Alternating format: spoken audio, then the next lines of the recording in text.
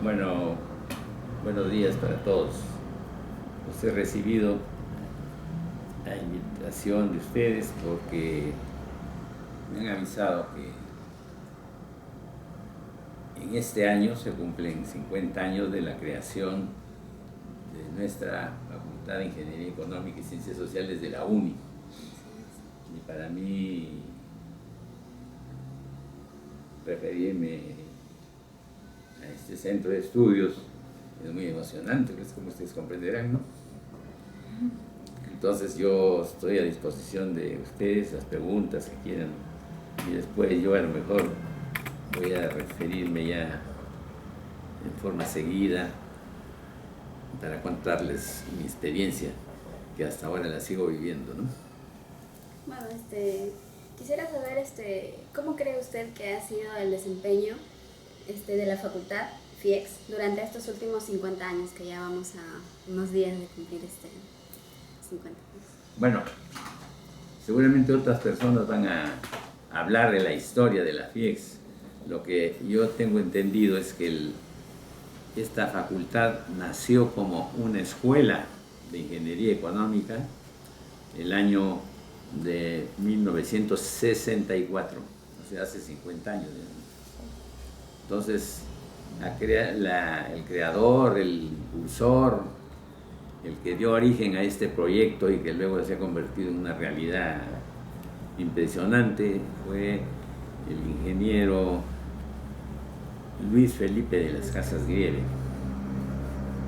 Entonces, desde su creación como escuela, porque así era en esa época, las facultades no nacían de frente, sino nacían como escuelas, nacieron muchas como escuelas, y luego se aglutinaron otras especialidades y crearon una facultad. Entonces, la escuela se creó pues en el año 1906-4, por eso este año cumple 50 años, ¿no? Entonces, esas bodas de qué son? Bodas de oro, ¿no? Son los primeros 50 años. Así es que a mí me tocó participar. Yo conocía de la facultad esta, porque en esa época, desde el año 1952, cuando todavía ustedes no habían nacido, ni a lo mejor sus papás todavía habían nacido, ¿no? Yo entré de profesor a San Marcos el año 1952, siendo yo pues un jovencito, como ustedes, así, muchacho veinteañero. ¿Por qué? Porque yo estudié en la Facultad de Ciencias Económicas y Comerciales de San Marcos. Ahí estudié a partir del año 56. No, estoy hablando mal. Sí, 1956. Y el año 60 ya egreso, pues. E inmediatamente de egresado, un grupo de nosotros, jóvenes, de colegas, vimos que nuestra facultad sanmarquina era una facultad que impartía una enseñanza de la economía un poco desfasada con los adelantos de otros países, ¿no? Éramos como 6 o 7 personas, 7 muchachos. ¿Y por qué teníamos esa impresión? Porque como sucede ahora, hay pues, medios de comunicación, uno se comunica con amigos, vienen libros, vienen revistas, entonces uno se entera de cómo dictaban economía en Chile, nuestro vecino que siempre ha sido un referente, ¿no? Cómo dictaban en Argentina, cómo dictaban en Brasil, y así. Y entonces decíamos, pero nosotros que estamos enseñándonos, no era la mala la enseñanza en realidad, nos enseñaban lo que en esa época se llamaba la economía política y todas sus ramas de la economía política. ¿Y qué cosa se entendía ahí como economía política? Se entendía la enseñanza de una disciplina de la economía, pero para formar directivos, directores de empresas, que gobiernen empresas, y también para que gobiernen, si se llegaba la oportunidad, gobiernen pues el Estado, ¿no? Ministerios. No había regiones en esa época, ¿no? Había departamentos, nosotros éramos un país unificado, unitario, centralista. Puede coger esa silla si quieren, porque no esté de pie. Y entonces, esa era la economía política. Entonces, ¿qué pasaba? Nuestros profesores eran muy buenos profesores, eran directivos de empresas, así como ahora hay, ¿no? En esa época había la CONACO, que es una asociación de empresarios de Lima. Nuestros profesores eran ministros, eran notarios famosos, abogados, ¿no? Ingenieros, que nos enseñaban pues como para la época, ¿no? Eran catedráticos de nosotros. Y lo que a mí personalmente me llamó la atención es que todos eran doctores, no porque les llamaban doctores por un tratamiento, no, eran doctores, tenían su grado de doctor. Todos los profesores eran doctores. Y entonces ellos nos formaron, pero cuando salimos dijimos, ¿y por qué no hacemos una nueva facultad, con un nuevo currículum, con unos nuevos contenidos, nuevos enfoques, igual que los de nuestros países que les he mencionado? Y nos pusimos de acuerdo con el decano de esa época, que era el doctor, que seguramente ustedes lo han oído mentar alguna vez, el doctor Carlos Capuñán Mimbela. Ese era nuestro decano y profesor, porque a nosotros nos enseñó una serie de asignaturas. Y él aceptó gustoso, pero con una condición de que nosotros le propusiéramos el currículum, el nuevo plan de estudios, y que nos comprometiéramos, así es posible, a ser los primeros profesores de ese plan de estudios, o que le propusiéramos otros, ¿no?, profesores. Y es así como, ya terminados, egresados, le propusimos pues el plan de estudios y les pusimos ahí profesores quienes podían ser. Previamente les habíamos hablado a ellos, a esos señores, a esos doctores, que si podían acompañarnos en esta aventura, pues, porque era una aventura. Y así fue. Entonces sometieron al Consejo de Facultad los trámites ya de burocracia interna y nos dieron el pase. Ahí entre esa lista nos habíamos incluido nosotros, porque nosotros en esa época, como ahora ya se va a implantar con la nueva ley universitaria, ya nosotros teníamos el grado de bachilleres en ciencias económicas, con previa tesis, ¿no? O sea que nosotros ya nos habíamos preparado antes de que termine, ya teníamos nuestra tesis, la sustentamos, etc. Y éramos bachilleres.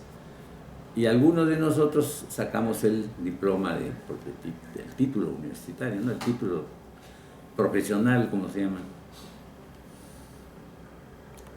Y la mayor parte de ese grupo no éramos novatos en la enseñanza. Para comenzar conmigo, yo ya el año 55, yo me había graduado de profesor, o sea, maestro de educación secundaria en matemáticas, ciencias, métodos cuantitativos en general. Y ya también había trabajado pues en una serie de centros de estudio de secundarios acá en Lima. Más centros privados, ¿no? Así como ahora hay colegios que cobran bien caro y se distinguen por que son líderes, así había colegios, pues acá siempre ha habido. De esos colegios hasta ahora subsisten, ¿no? subsisten gente de gente, pues, dueños de empresas, ¿no? Agricultores, hacendados, lo que le llamábamos nosotros, después se le llamaban los dueños del Perú, estaban sus hijos ahí. Ahí yo tenía, ¿no?, experiencia para trabajar con ellos. ¿Por qué? Porque durante el estudio ellos seleccionaban en su colegio, le preguntaban, ¿no?, quiénes se distinguen, etcétera, nos contrataban a nosotros. A mí me contrataron, a mí un muchacho, enseñarles pues física, ¿no?, matemáticas. Ahí dimos nuestros primeros pasos, ahí nos hicimos profesores nosotros. Cuando salimos donde estudiamos docencia, no teníamos, perdón, me disculpan. A ver.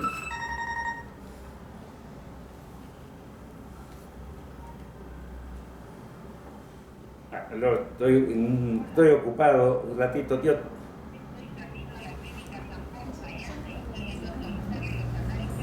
Ya, correcto. Yo te llamo más tarde. Ya, chao. Bueno, voy a pagar. Bueno, entonces, en resumen, les digo yo, para no prolongarme mucho en este asunto,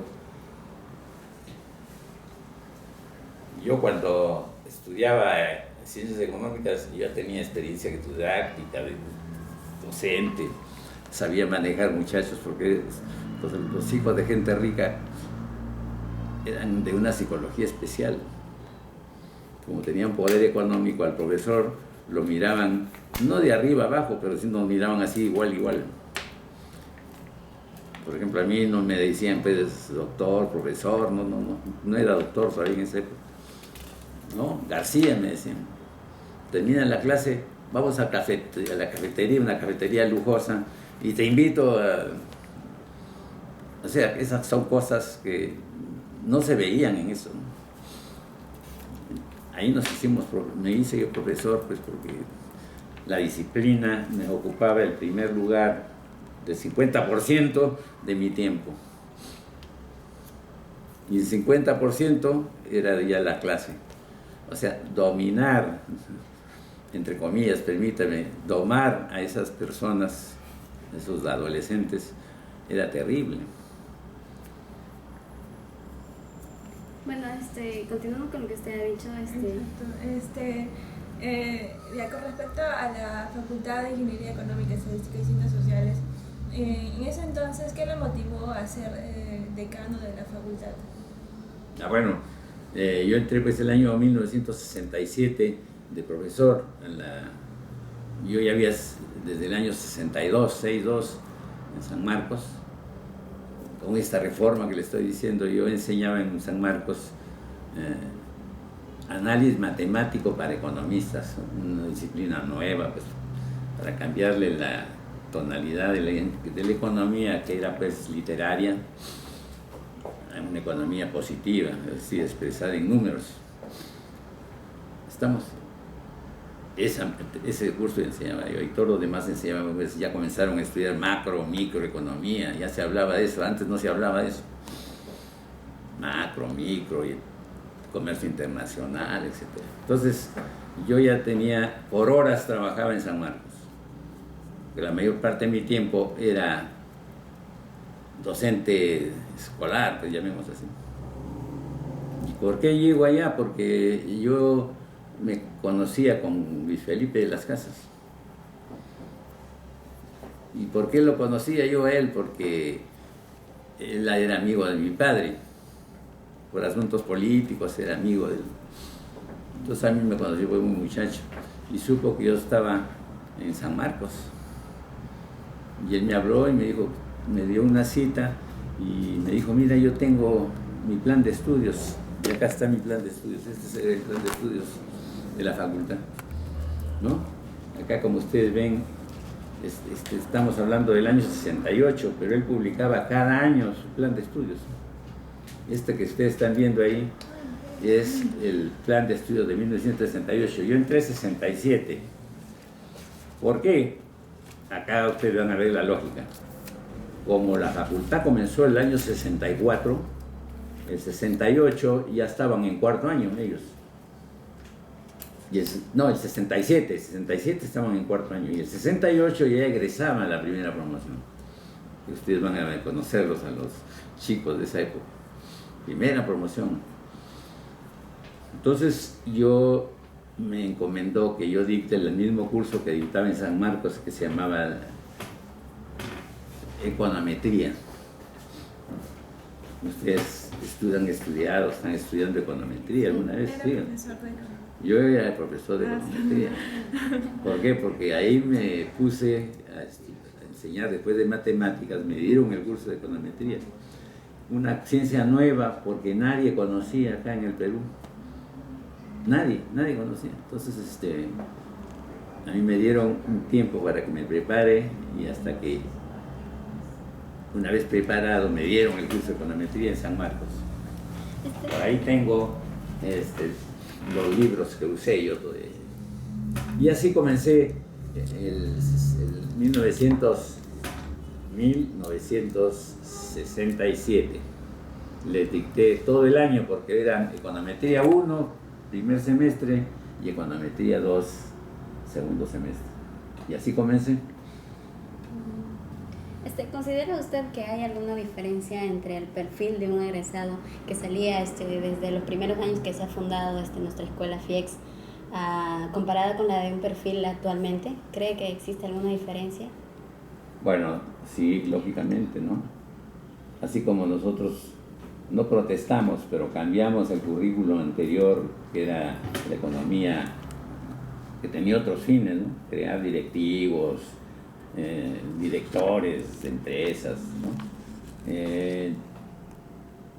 Conforme pasa el tiempo, la ciencia avanza mucho.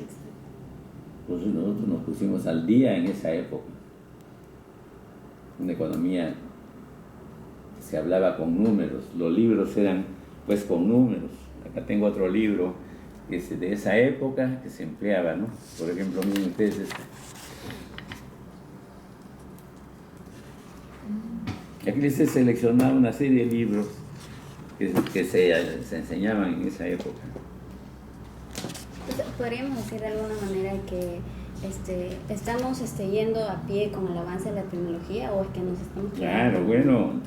La malla curricular que tenemos. La malla curricular que ustedes tienen, ¿no?, en el pregrado es diferente de la que nosotros arrancamos, ¿no? Y que yo comencé a enseñar econometría, por ejemplo. La econometría ha avanzado mucho. Es una ciencia que permite al economista sentirse que lo que practica es una ciencia. Antes la economía no la consideraban como ciencia. La ciencia como un conjunto de conocimiento sistémico, con un método propio de investigación, de prueba de sus hipótesis. Entonces, nosotros le dimos ese enfoque. Desde esa época ahora ha cambiado pues la realidad. Antes nosotros hacíamos a pulso las fórmulas, aplicábamos, lo demoramos a hacer. Llegó la calculadora, primero nos ayudó mucho en hacer, nos ganó tiempo. Llegó la era del cómputo, el famoso software, ¿no? Se aplicó después ya. Yo enseñé econometría hasta el año 1990. Pregrado, estoy hablando de pregrado, 1990. En esa época que yo dejé, todavía no había los softwares que ahora se usan. Todo se hacía a pulso. Cuando yo tomaba exámenes, los muchachos invertían matrices para encontrar la solución pues, de la fórmula de los modelos. A pulso se hacía. Ahora ya no se toma exámenes, se ponen a la computadora, ponen el eView, por ejemplo, y sale la ecuación. Ha cambiado totalmente. Yo les estoy poniendo el ejemplo de econometría. Pero así como en econometría, la estadística, la ciencia económica ha cambiado. Se ha ampliado su campo de estudios, tiene otros métodos de enseñanza, otros métodos de investigación. Pero todos los cursos han avanzado de acuerdo con el tema. Así es, todos los cursos. Se ha diversificado, como se dice, ¿no? Se ha diversificado. Ahora, ustedes saben que el elemento principal en todo asunto educativo es el alumno, porque el alumno es el objeto de la educación y de la instrucción. ¿No es cierto? Sí. Todos los objetivos de lo que hace la institución educativa, la UNI, es dirigida al alumno. Entonces, eso sucede en todo el centro educativo. Pero paralelamente a ese objetivo, tiene que haber docentes, profesores. Y esos profesores tienen que capacitarse. Si bien tienen su título, sus grados, como la ciencia avanza, el profesor también pues, no se puede quedar ahí. Si no estudia, se vuelve obsoleto. Claro, la información que ellos nos brindan como ¿cierto? Que no nos ayudaría. Repetitivo, claro. Nos repite lo que él aprendió, ya lo que el profesor no se actualiza. Exacto. Eso quizá puede pasar en algunos docentes de la UNI, pero para eso está la dirección, el decanato, de que debe hacer todo lo posible por capacitar a la gente. Y bueno, de acuerdo también a lo que estamos hablando sobre nuestras exigencias, lo que deberíamos darle al mercado laboral, ¿usted cree que estamos cumpliendo con esto? ¿Usted cree que estamos cumpliendo con las exigencias del mercado laboral ahora? A los egresados. Claro, los egresados. Bueno, les diré que las primeras promociones de la Facultad de Ingeniería Económica y Ciencias Sociales tuvieron una aceptación tremenda. Ya desde los últimos años ya tenían su puesto en las empresas, en el Estado, ¿no? En los ministerios, en las empresas estatales. Y llegó un momento político donde el Estado creció mucho. Era la época del gobierno militar, ¿no? Del año 68, estoy hablando, 68. Yo recién había ingresado a la UNI. Y bueno, y seguía trabajando también en San Marcos, pero había profesores nuestros y muchos de nosotros nos enrolamos en el Estado, ¿no? A servir al Estado, no era una serie. Entonces, eso lo volcábamos como experiencia del alumnado. Entonces, el alumnado tenía, como se dice, mucha aceptación en el mercado laboral, mucha aceptación. Y después, ya conforme yo avanzaba en la UNI, vi que con el tiempo decayó un poco. Decayó por muchas razones, pues, por muchas razones. Una es que la universidad sufrió el impacto político del terrorismo, por ejemplo. Yo fui decano de la facultad en ese periodo del terrorismo. Excelentes alumnos tenía pues, yo en el aula, excelentes alumnos que se enrolaron en esta opción política y fueron muertos, fueron tomados presos, etc.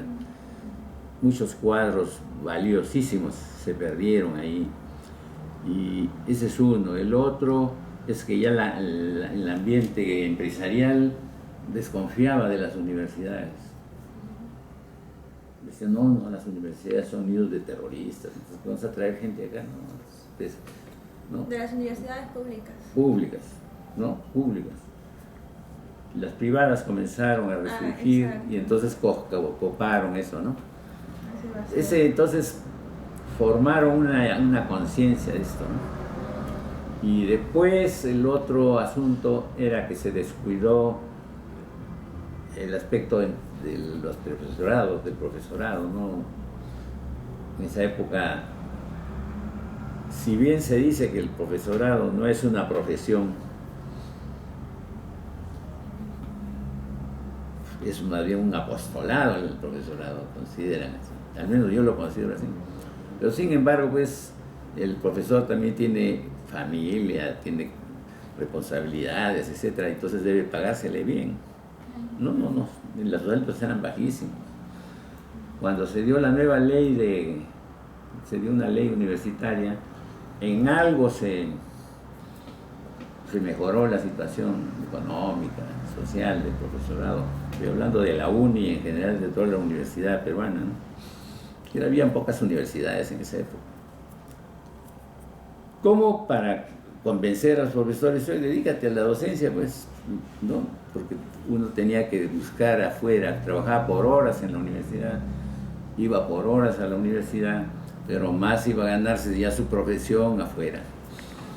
En ese sentido, yo creo que la universidad decayó mucho y ahora recién, ya con las nuevas normas, nuevo espíritu, se está retomando. Por ejemplo, a los docentes ahora se les ha reajustado, no totalmente, pero algo se ha hecho con los sueldos que gana el Poder Judicial, porque la ley decía eso, ¿no? Pero todavía falta mucho, no les da mucho presupuesto del Estado. Las universidades viven de sus recursos propios, por eso son diplomados, organizan cursos, actividades para agenciárselas. Eso no cubre pues todo lo que se necesita en una universidad nueva, buena. Entonces, todos esos factores económicos, políticos y sociales también han hecho que la universidad en general, tanto alumnado, profesorado, como organizaciones también, hayan decaído. Entonces podríamos decir que uno de los factores que podría hacer que como facultad sigamos mejorando es que haya un proceso riguroso de selección y que ellos también sean correctamente remunerados, ¿no? Para que de este modo mejoremos de algún modo, pero no todo está en el compromiso que los profesores tengan, sino de parte de los alumnos. ¿Qué consejos nos podría dar a nosotros, que ya prontamente vamos a egresar, como que para que podamos cumplir las expectativas, ¿no?, que el mercado laboral exige? Yo creo que la universidad como institución no debe esperar, ¿no?, pasivamente que su situación, sus condiciones docentes, académicas en general, de infraestructura, o sea, de edificios, de laboratorios, de cómputo, de todo eso, no debe esperar pasivamente, sino que debe ser promotor, pedir al gobierno, colaborar con el gobierno, acercarse al Estado. Normalmente la universidad ha sido rival del Estado, es el eterno opositor del Estado. No busca acercarse al Estado en una alianza no ideológica, sino a lo mejor una alianza de trabajo, de colaboración, ¿no?, para mejorar sus cosas. Ahora se ha dado la nueva ley universitaria, y esa nueva ley universitaria, según mi opinión, trae una serie de condiciones como para que haya ese acercamiento de la universidad con el Estado, con la empresa privada. Y ese acercamiento va a traer como consecuencia mejora de los docentes, mejora de la infraestructura, mejor trato, ¿no?, entre la universidad y los diferentes actores sociales. No dejemos ganar por el criterio ideológico. El criterio ideológico en realidad ese nos guía nuestra vida, pero tenemos que ser pues prácticos, tenemos que ser promotores. No tenemos que estar lamentándonos de los problemas que hay, sino uno tiene que buscar y ser el agente activo de mejora de eso. La universidad, yo soy crítico de la universidad peruana pública, muy crítico en el sentido de que es un ente pasivo, se lamenta solo, grita solo, no,